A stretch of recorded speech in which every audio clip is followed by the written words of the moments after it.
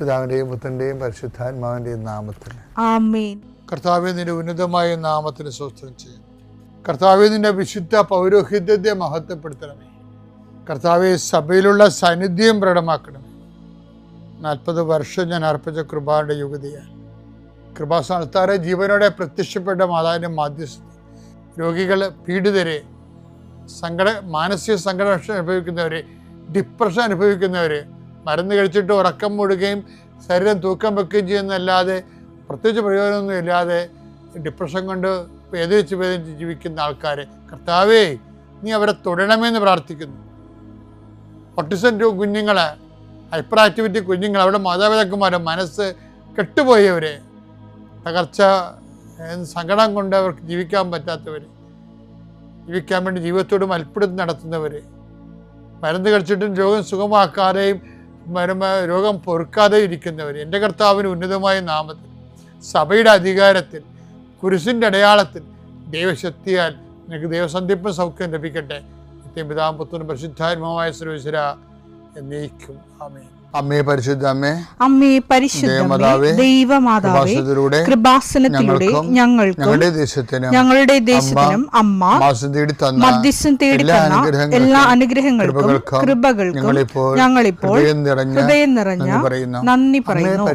അമ്മേ പരിശുദ്ധമ്മേ, ദൈവമാതാവേ, 2004 ഡിസംബർ 7 ഉച്ചകഴിഞ്ഞ് 2:30 കൃപാസനത്തിൽ സംഭവിച്ച അമ്മയുടെ പ്രത്യക്ഷപ്പെടലിനെ കുറിച്ച് തിരുസഭയ്ക്ക് സമർപ്പിച്ചിരിക്കുന്ന പഠനരേഖകളുടെ മേൽ സഭാത്മകമായ പഠനം ആരംഭിക്കുവാൻ ഞങ്ങൾ പ്രാർത്ഥിക്കുന്നു. അമ്മേ പരിശുദ്ധമേ, ഭൂസ്വർലോകങ്ങളുടെ രാജ്ഞിയായ അങ്ങേയ്ക്ക് ഭൗമസംരക്ഷണത്തിനായി പ്രപഞ്ചപ്രകൃതിയെ തന്നെ തിരുസഭ പ്രതിഷ്ഠിക്കുവാൻ ഈ പ്രത്യക്ഷീകരണം വഴി ഇടയാക്കണമേ. പരിശുദ്ധമേ, ജപമാല മാതാവേ, സകല കൃപാസനം പ്രാർത്ഥനയോടും ചേർത്ത് ഞങ്ങളിപ്പോൾ പ്രാർത്ഥിക്കുന്ന ഈ കുടുംബത്തിന്റെ പ്രത്യേക നിയോഗം പറ മക്കളെ.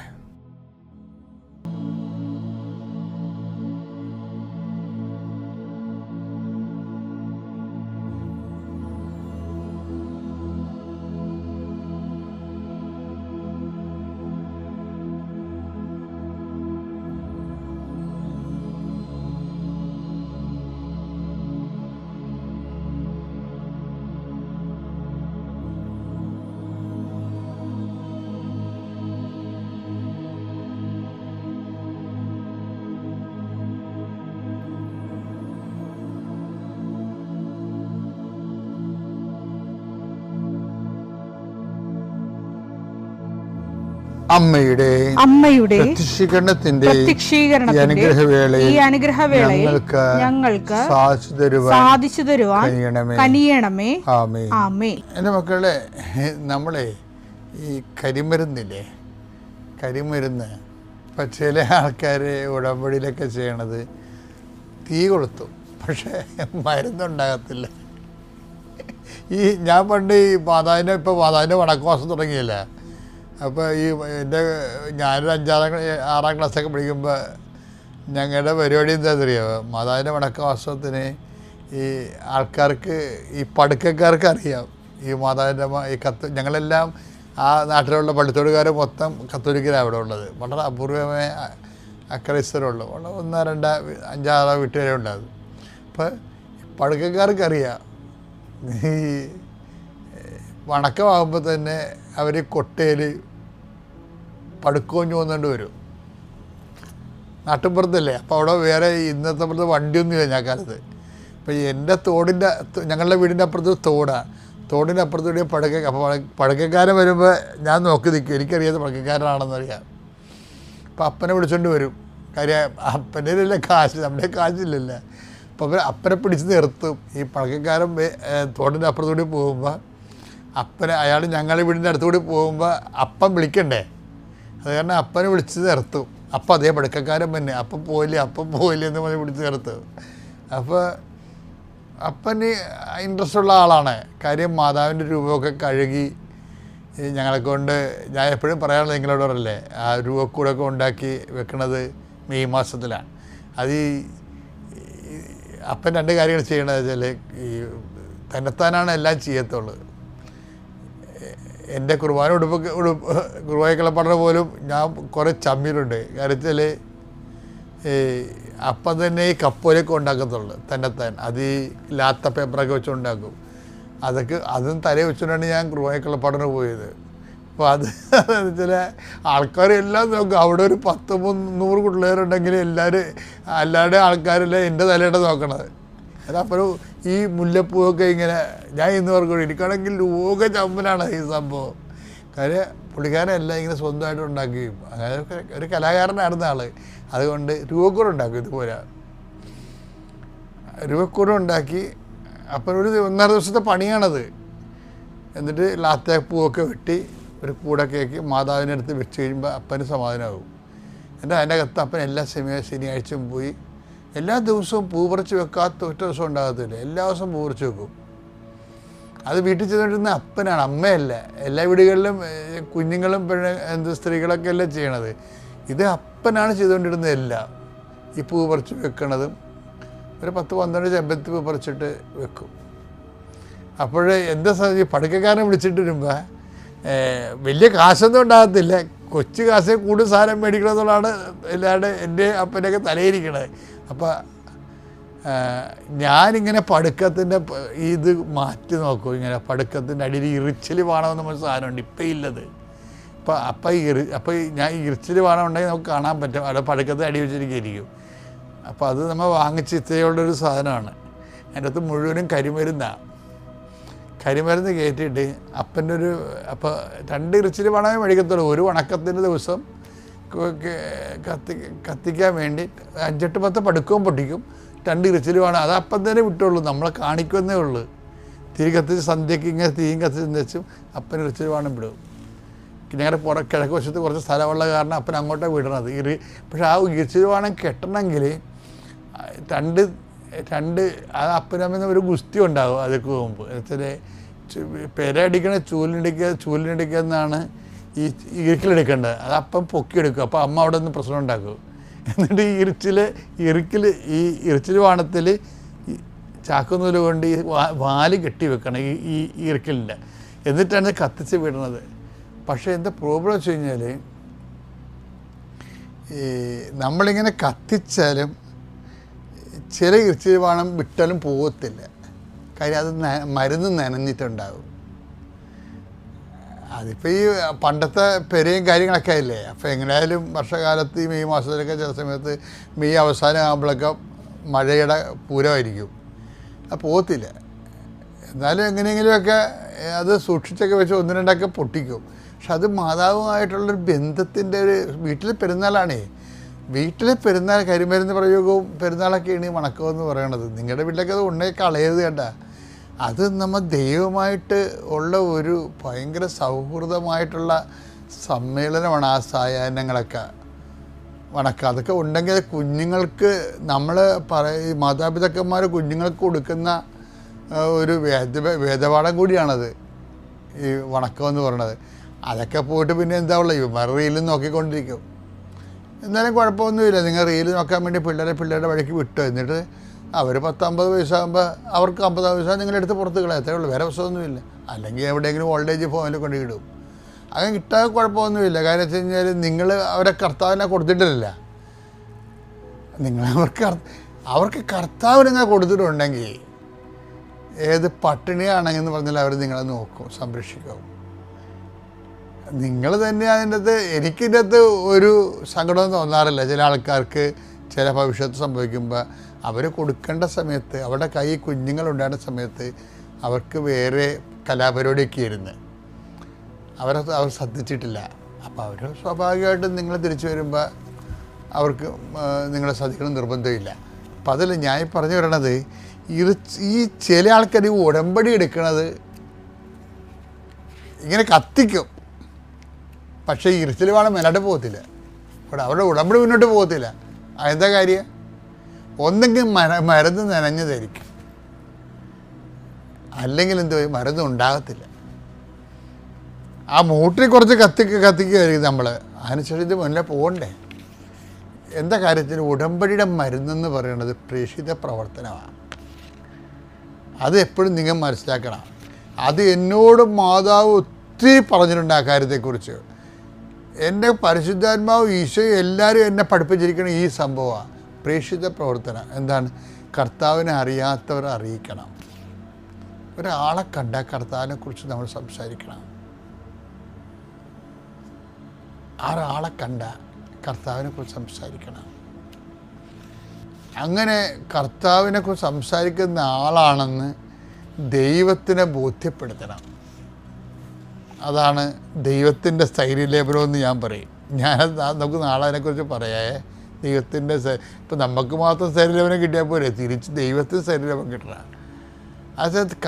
അതായത് കർത്താവിന് കൈമാറുന്ന വ്യക്തി കാണുമ്പോൾ ഇപ്പം ചില ആൾക്കാരുടെ കുഴപ്പം വെച്ചാൽ അവരാ പ്രത്യക്ഷിക്കുന്ന പ്രാർത്ഥന മാത്രമേ ചെയ്യത്തുള്ളൂ. ഉടമ്പടിയുടെ അവർ പ്രേക്ഷിത പ്രവർത്തനം ചെയ്യത്തില്ല. ഇപ്പോൾ ഉദാഹരണം നോക്കിയേ, സാത്താൻ ഇടിമിന്നൽ പോലെ താഴെ വീണമെന്ന് ഞാൻ കഴിഞ്ഞ ദിവസങ്ങളിൽ പറഞ്ഞില്ലേ, ഉടമ്പടി ദേഹത്തിൽ പറഞ്ഞിട്ടുണ്ട്. എപ്പോഴാണ് വരുന്നത്? ലൂക്കാ 10:18 അവൻ പറഞ്ഞു സാത്താൻ സ്വർഗത്തിൽ നിന്ന് ഇടിമിന്നൽ പോലെ നിബന്ധിക്കുന്നത്. ഉപമ പറയേണ്ട വല്ല കാര്യമുണ്ടാ? പക്ഷെ പറയണം. കാര്യം സ്വർഗത്തിൽ നിന്ന് മുകളിൽ താഴെ വീഴുന്ന പല സാധനങ്ങളുണ്ട്. എന്താണ്? സാത്താൻ താഴെ വീഴണത് അപ്പം തടി വീഴണ പോലല്ല. അപ്പം തടി വീഴണമെങ്കിൽ താഴെ വരുമ്പോൾ ഒരു കൊല്ലം എടുക്കും. അങ്ങനെയല്ല. സാത്താൻ ഠോ എന്ന് പറഞ്ഞാൽ വീഴുകയാണ്. എപ്പോഴാണ് വീഴണത്? എങ്ങനെയാണ് ഇങ്ങനെ തിന്മയുടെ ശക്തി നമ്മുടെ കുടുംബത്തിൽ പെട്ടെന്ന് അകന്നു പോകണം? എന്താ അത്? പ്രേക്ഷിത വേല ചെയ്യുമ്പോഴാണ്.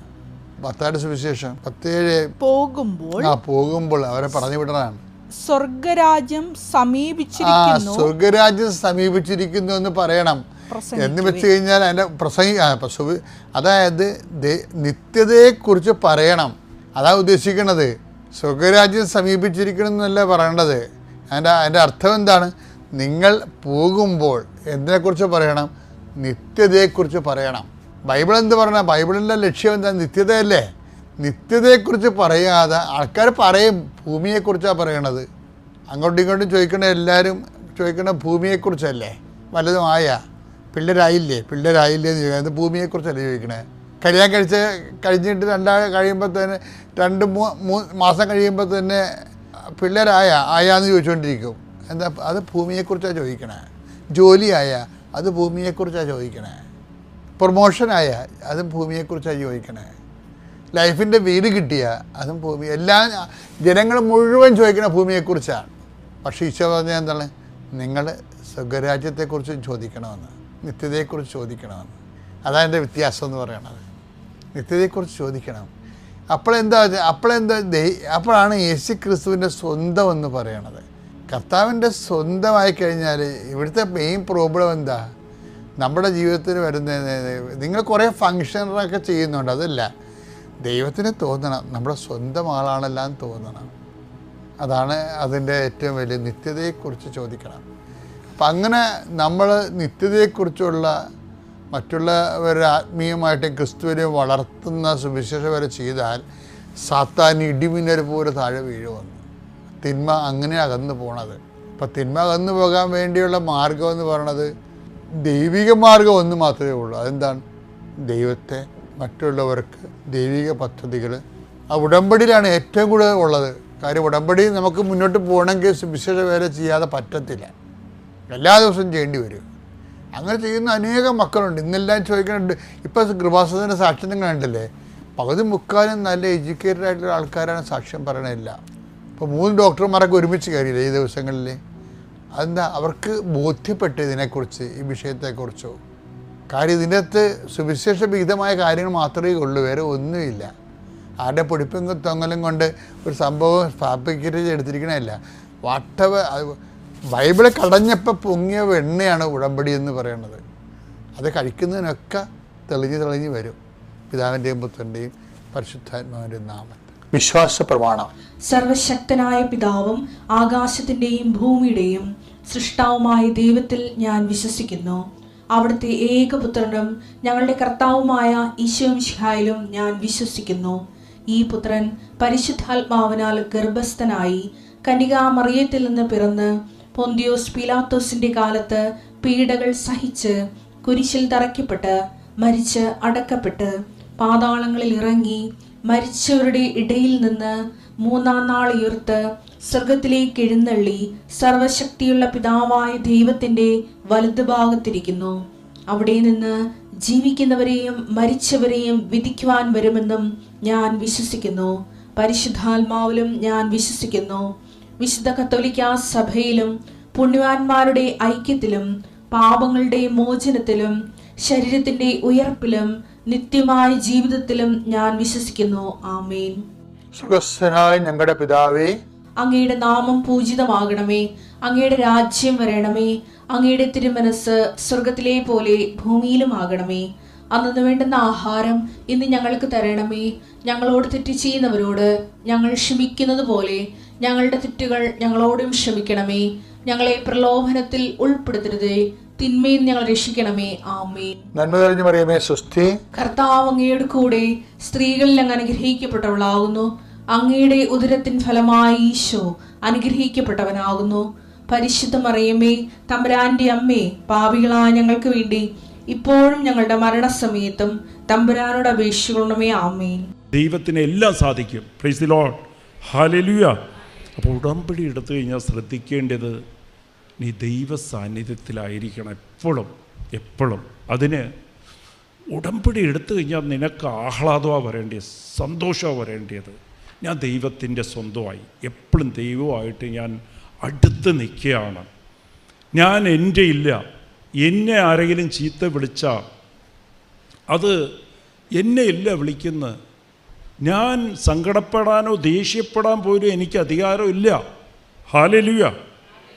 അങ്ങനെ ശീലിക്കണം. ആ ജീവിത രീതി അങ്ങനെ ആക്കണം. ആ ഒരു നിലപാട് എടുക്കണം. ഹല്ലേലൂയ.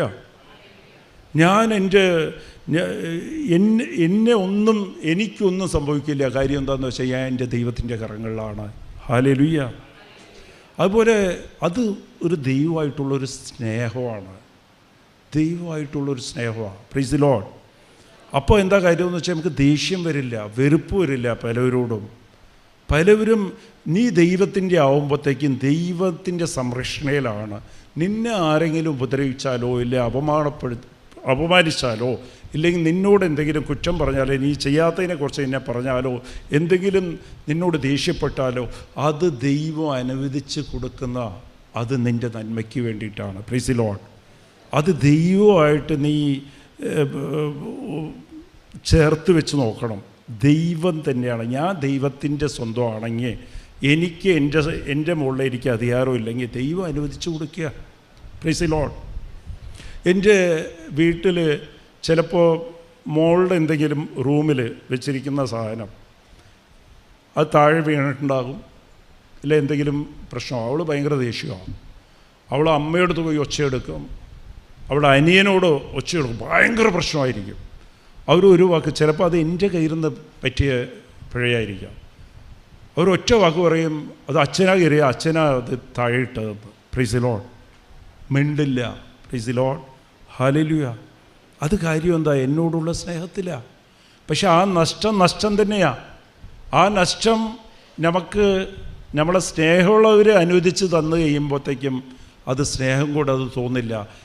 അത് ആ തെറ്റ് മറ്റവരാണ് ചെയ്തത് എന്ന് പറയുമ്പോഴാണ് നമുക്ക് പ്രശ്നം. അപ്പം നിന്നെ ഉപദ്രവിക്കുന്നവർ, നിനക്കൊരു നഷ്ടം വരുത്തി വെച്ചിട്ടുള്ളവർ, നിനക്ക് വെറുപ്പിൻ്റെ കാരണക്കാരെല്ലാം ദൈവം അനുവദിച്ച അതിൻ്റെ കാരണക്കാരൻ ദൈവമാണ് എന്ന് നിനക്ക് തോന്നിക്കഴിഞ്ഞാൽ നിനക്ക് ദേഷ്യം തോന്നില്ല. ദൈവമല്ലേ. പിന്നെ അവൾ മിണ്ടില്ല. പിന്നെ മിണ്ടിക്കഴിഞ്ഞാൽ അവൾ എന്നെ പറയുന്ന പോലെയാണ്. അവൾ ചീത്ത വിളിക്കുന്നതൊക്കെ പിന്നെ എന്നെ വിളിക്കുന്ന പോലെയായിരിക്കും. മിണ്ടില്ല. Praise the lord. പിന്നെ വെറുപ്പും വയ്ക്കില്ല. അച്ഛനല്ലേ, കുഴപ്പമില്ല, അച്ഛനല്ലേ തന്നത്, പിന്നെന്താ, എൻ്റെ ജീവൻ തന്ന അച്ഛനാ, പിന്നെന്താ. Price the Lord. അപ്പം ദൈവം നിന്നെ വിലയ്ക്ക് വാങ്ങിച്ചിരിക്കുക. നമുക്ക് ഉള്ളതെല്ലാം ദൈവമാണെങ്കിൽ നിന്നെ ആരെങ്കിലും എന്തെങ്കിലും പറഞ്ഞു കഴിഞ്ഞാൽ നിനക്ക് അവരോട് ദേഷ്യം തോന്നരുത്, വെറുപ്പ് തോന്നരുത്. ഹല്ലേലൂയ. അപ്പോൾ ഇതായിരിക്കണം നിലപാട്. നമ്മൾ ഉടമ്പടി എടുക്കുമ്പോൾ നമ്മൾ പലവരും ചോദിക്കണം, പണ്ടൊക്കെ ഞാൻ എന്തെങ്കിലും വിളിച്ചു കഴിഞ്ഞാൽ നിന്നെ കളിയാക്കി കഴിഞ്ഞാലോ, നിന്നെ അപമാനിച്ചു കഴിഞ്ഞാലോ, നിന്നെക്കുറിച്ച് കുറ്റം പറഞ്ഞാലോ നിനക്ക് ദേഷ്യം വരും. ഇപ്പം എന്താ വരാത്തത്? ഞാൻ ഉടമ്പടിയിലാണ്. Price the Lord. ഞാൻ ഉടമ്പടിയിലാണ്. ഞാൻ ദൈവമായിട്ട് അഗ്രിമെൻറ്റ് വെച്ചിരിക്കുക. അമ്മ മാതാവ് ഈശോന് വാക്ക് കൊടുത്തിരിക്കുക, അവർ നീ പറയണത് ചെയ്തോളും. ഞാൻ ഗ്യാരണ്ടി. Price the lord.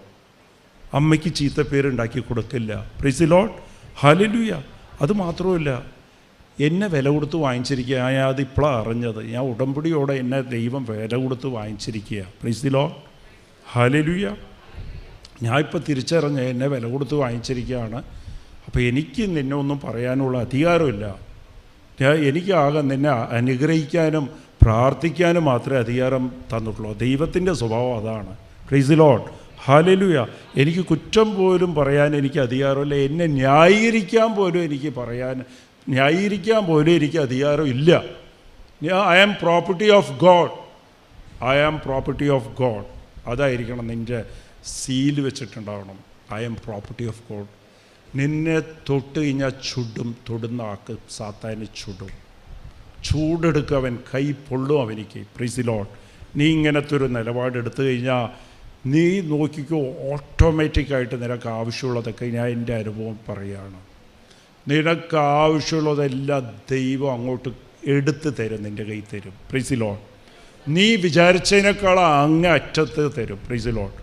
നിനക്ക് എന്തൊക്കെ കുറവുണ്ടോ അതൊന്നും നീ അന്വേഷിക്കേണ്ട കാര്യമില്ല. Price the Lord. ദൈവത്തിൻ്റെ പ്രോപ്പർട്ടി ദൈവത്തിനറിയാം. ദൈവത്തിൻ്റെ സ്റ്റാൻഡേർഡിൽ വെച്ചിട്ടുണ്ടാവും.